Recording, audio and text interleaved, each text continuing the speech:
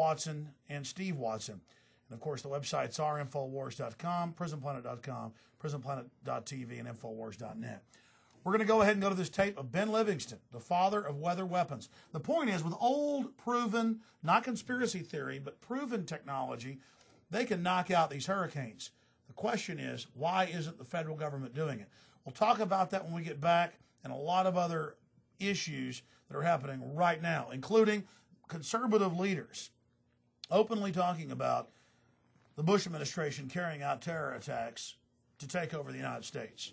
So it's very, very serious, and it's all coming up. Let's go ahead and go to Ben Livingston right now, and we'll be right back in about 25 minutes and cover the news. Stay with us.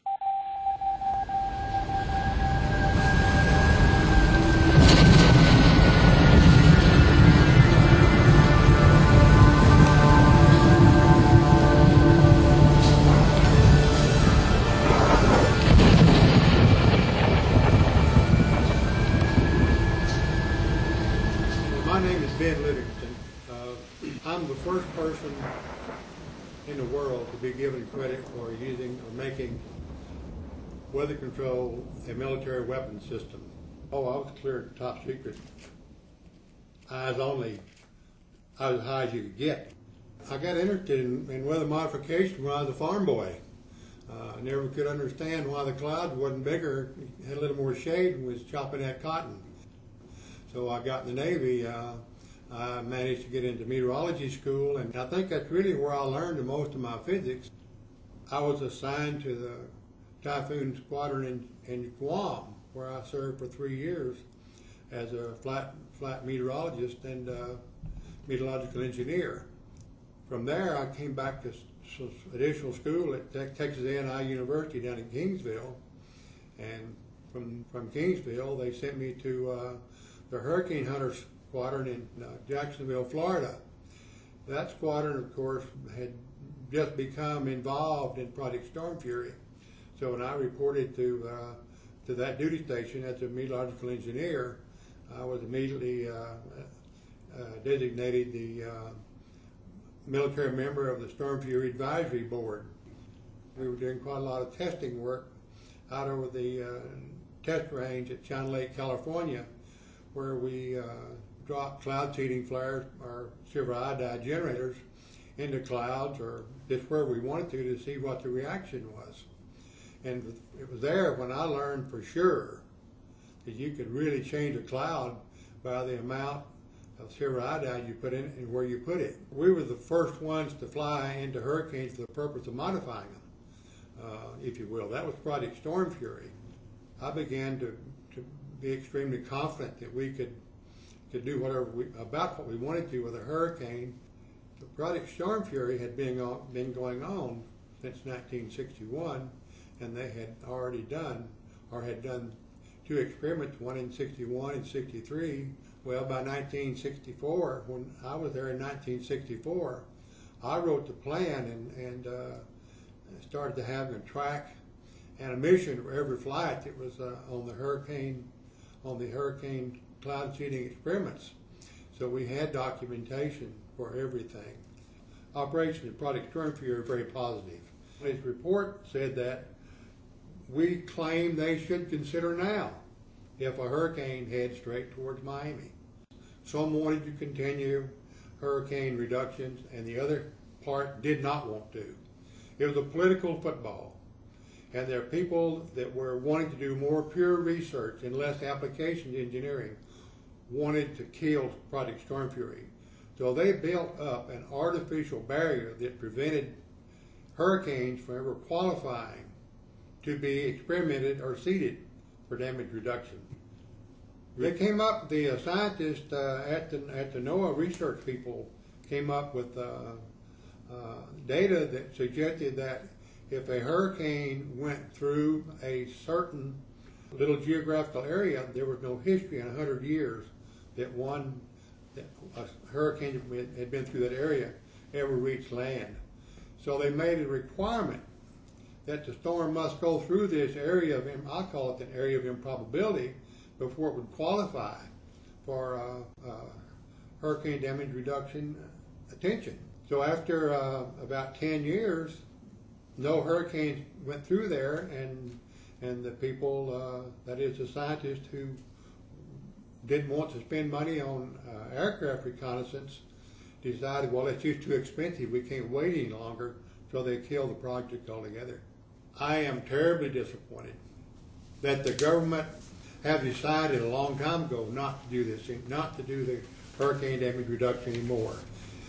They can talk about the scientifically rigorous data, the lack of the inability of civilian aircraft and so forth to collect this data, and poo-poo the empirical, that is to say, the observations that you make just by looking out the window or watching your instruments, saying it has no value.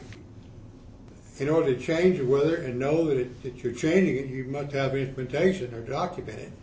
So my line of business really was to design and make equipment that would document changes in the weather. You take a cloud that Mother Nature or God has provided, and you alter that cloud. Well, the reason the cloud doesn't expand on its own in most cases is the fact that there's a lot of moisture, but there's no nuclei. There's nothing for the moisture to stick to. So when you provide the silver iodide nuclei, it causes the water to coalesce to that nuclei, and when it does, it releases heat, which means everything starts to rise. If you produce enough nuclei at the right places in a cloud, there's essentially no limit to how fast and how far it'll grow, because it just keeps releasing heat as it goes up, and of course the heat keeps trying to rise.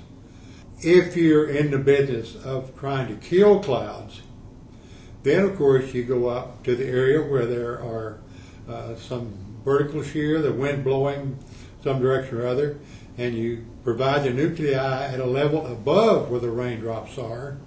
They are then so light that the wind vertical shear merely blows the top of the cloud away. Then there's no place for the coalescence or the nucleation to take place. Well, the Joint Chiefs of Staff had been wishing for quite some time, in terms of years, that they had some way of slowing the trucks down in Viet Nam. That led me to advise the Joint Chiefs of Staff that we had a potential weapon system, and so I was asked to start to put together a top secret operation to go to Viet Nam to see if we couldn't make it rain more over there as a military operation. All the roads over there were dirt roads, and when it rained, it caused them a lot of problems. So that during the monsoon season, there was so much rain and water in the roads that the trucks really couldn't move very freely. Our mission was to make it rain during the dry season. Well, on that particular day, the clouds were very small. There just weren't any real big thunderstorms or anything like that. But I picked a cloud that was sitting out essentially by itself with a number of small clouds. I'm talking about clouds whose tops were somewhere near the freezing level but not high enough to really grow. And I nurtured one of those clouds until it finally got it in well past the freezing level, and then the cloud developed a lot of convective activity, and it started sucking clouds into it, just building up, and I took a series of pictures what I called for 41 minutes. By the end of 41 minutes, we had flown up to over 65,000 feet, and we still couldn't reach the top of the cloud.